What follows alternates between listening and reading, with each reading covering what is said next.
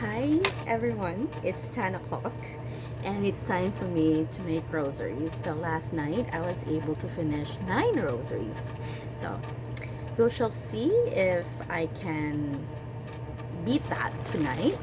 Now actually I finished my first set. Now I'm going to start with I started with my second set last night. So I have 14 left. So I'm gonna try if I can finish all 14 tonight.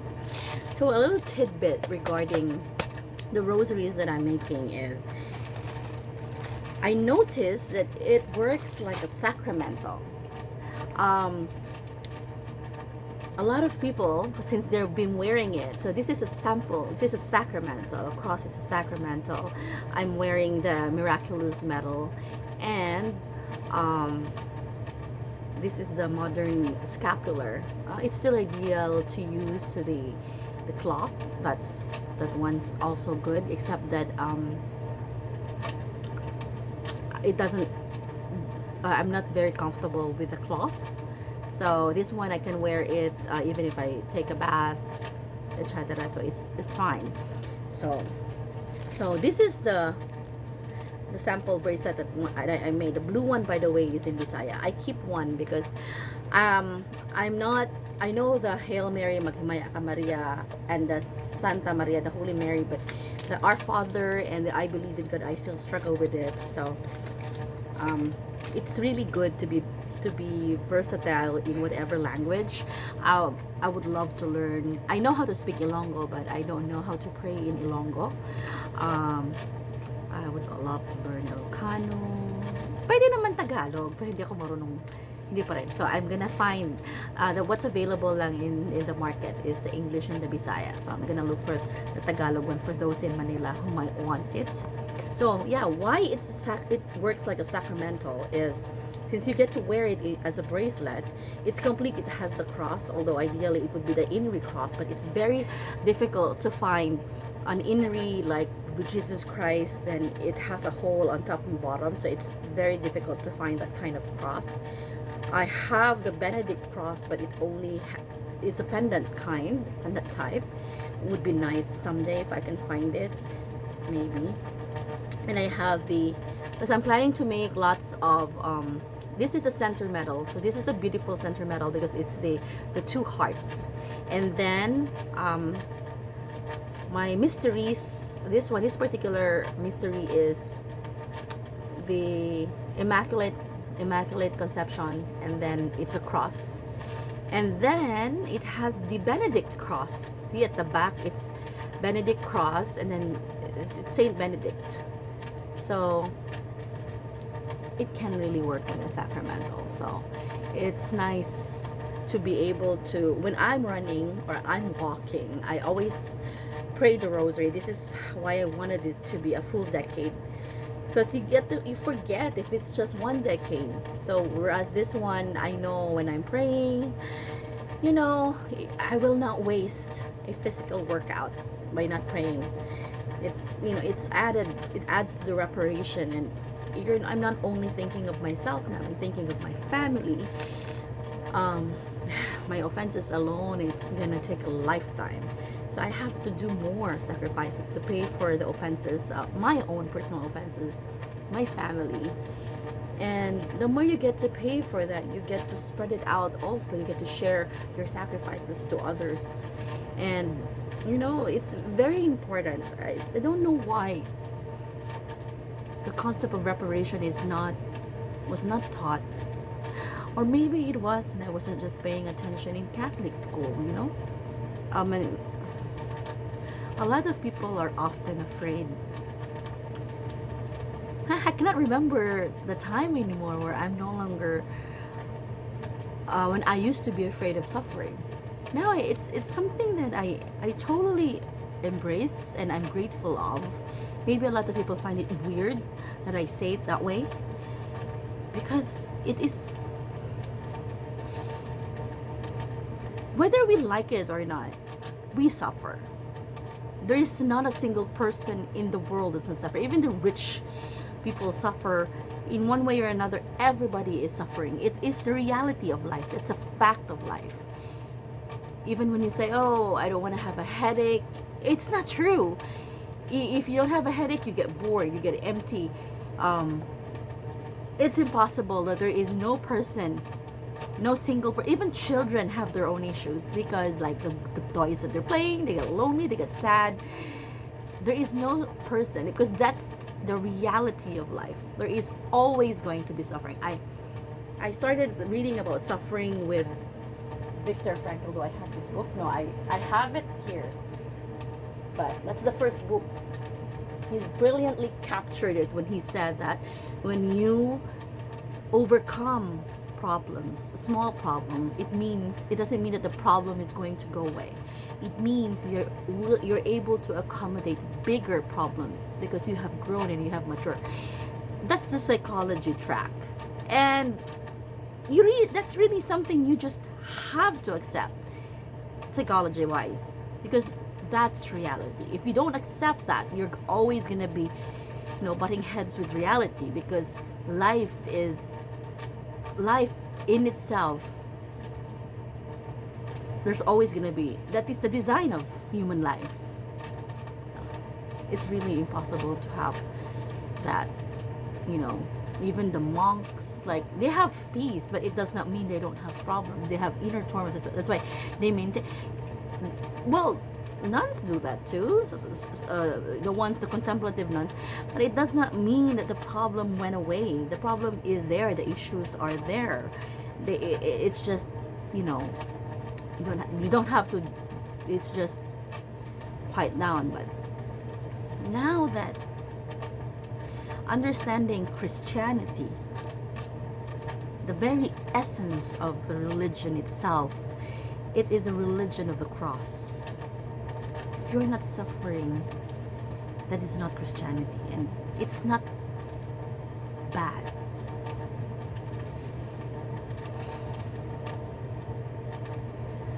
Psychology would think that you're masochistic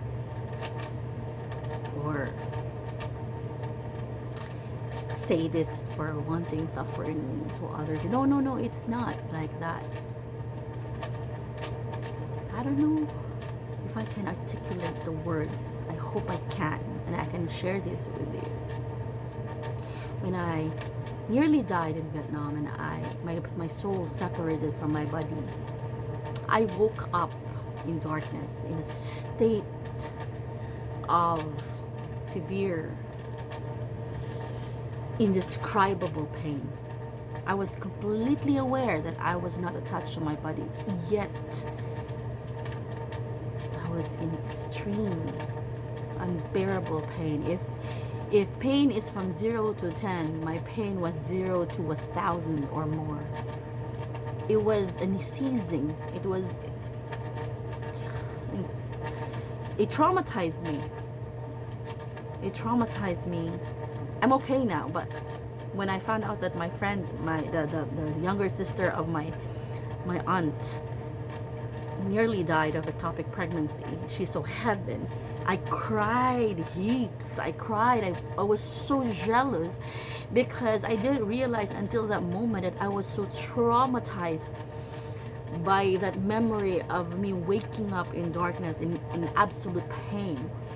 But then the devil was taunting me, like, if there is a God, where is your God now? I see you're in so much pain. And it felt like several hours of like that. Like, the more I insisted there was a God, the more the pain became absolutely crazy. I had to say, I give up. But then the debater in me, the fighter in me, will not give up on the thought that there is no God. I think I'm just so grateful. I have already been praying. I have already been engaged in spiritual warfare as early as 2012. So I have that resolve to just keep on fighting.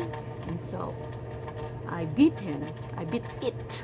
That there is a God, because I cannot just have consciousness if there is no. It's not. I exist. I have consciousness by the mere fact that I have consciousness. I was created, and if I was created, there is a creator. So I defeated him on that argument, and it finally admitted that yes, there is a creator, but it isn't the God that you think he is. It is just like me, who's lonely, and he decided to create a creature because he's lonely. I got mad again, but then I remembered, what does a bad and evil God have anything to gain for me being good? There was much emphasis when I was alive during the homily. There was a lot of emphasis by the Catholic priest that I have to be good. I have to do good. And then it said again, so it can hurt you some more. And then I remembered, prior to this death, I had a lot of shares of inherited sins, you know. I have a bad temper. I always win. In hurting someone, I never let somebody win, or I really get mad. You know, I really have to be able to hurt the person, stuff like that. But when I came back from New York, I don't know what happened, but I did a few things for underprivileged street children, and I didn't realize that those little things, the 5 things of kindness, generosity, that I showed mercy, I loved, and I cared. It was just a handful of memories of what I have done, you know.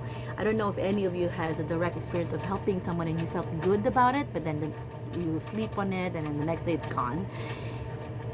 But when I remembered this, I told it that, what does an evil God have anything to gain by me showing mercy, showing compassion, showing kindness? And the moment I remembered all these things that I've done, only 5 of them, only a handful, I was like in heaven. The pain never went away. But what happened was, the pain became irrelevant. All I could think of was how good it felt that I did all those things. And the one thing I asked the Lord was, Lord, maura ni ako makuyog for all eternity. I kind of accepted I already died. Hello, sayang said, Lord, no, only this. You could give me another opportunity, Lord, to increase this good virtues that I have done. I would really appreciate it. And this is the thing that most people, the unbelievers, have to be careful of, because if you don't have God in your life, I don't know if you can remember it when you are out of body. And I think this is a very important factor for people to get back to their bodies, because the younger sister of my auntie, when she almost died of ectopic pregnancy, she remembered God. Even though she was an atheist, she remembered God, and she was able to ask God for a second chance. So this is the key thing you have to remember, even for the atheist. Don't forget the Lord, because it might be your only lifeline to a second chance at life. And that's what happened to me. So I'm gonna stop this, because if I'm gonna keep on talking about my NDE, then I'm not gonna get back to my point about suffering and the beauty of suffering. I had to go through, from years of 2019, 2020, 2021, 2022. These are the peak of my purification. Like, I've been suffering for the most part of my life, you know, but this 4 is, I had heartache. I was undergoing heartache. I fell in love, and then I had loss, and I had conflict, insurmountable conflict, even legal cases, um, left and right, financial problems, uh, you name it. And all I did that entire time is just surrender. I surrendered. I entrusted everything to God. I was almost drowning, like here. You know, my car, I got into car accidents. I have to deal with car accidents here, and both of my cars got into an accident, and I had to deal with so many. It was unbelievable. And I thought it was never going to end, you know. But everything just sorted out. If I tell you what happened in between, like the angels that God gave me, the manner that they came into my life, it's so romantic. Not romance in terms of, you know, love story, but it's so romantic in the sense that it would never be something you can ever imagine happening to just anyone. It's so unexpected, it's so weird, it's so strange, but at the same time it was so remarkable. I'd have to really write a book about it, and I don't even know where to begin. I tried, but then it's hard to find to collate everything in a book, because it's very amazing. The entire experience is extremely amazing. And as I attend the Communion of Reparation all-night vigil, I completed the first 9, because I just wanted the insurance that God will not let me die outside His state of grace. There is really much emphasis there. I don't ever want to die outside God's state of grace. What I experienced in Vietnam, if I did not remember the Lord, I imagine I didn't even see hell. I just saw purgatory. If that was my end, no, I don't want that. So, and the more you do reparation, you know, the more you embrace your suffering, the more you can actually feel the love of God. Don't waste your suffering. Offer it. I discovered it in the middle of crying. So much pain, so desperate, and the Holy Spirit just whispered to me and said, "Thank the Lord." So while I was crying, "Thank you, Lord. Thank you for this pain." I was like crying. You know, it was really painful. And yet, "Lord, thank you. Thank you so much." And I was like crying, big tears. But that was the beginning of liberation. Since that time, I had to, you know, I think I wrote about it over New Year, that suffering was my sacrifice, was my word for 2022 and 2023. I look forward to more suffering. It is a privilege to be able to suffer for others. It is a privilege.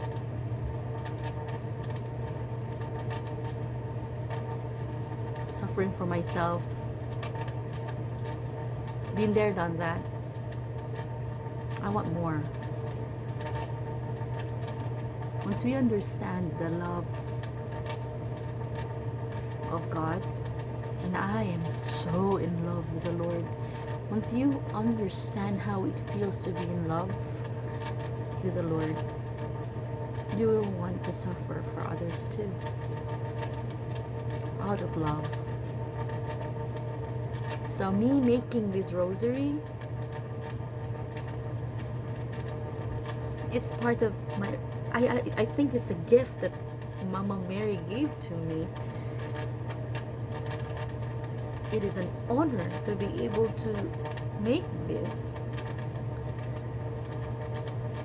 to add to my expression of love. And I hope that when you receive this, you feel God's love for you. And hopefully you could share God's love to more people. Okay? So, I spent what? 25 minutes on this field. So I'm gonna start. Alright?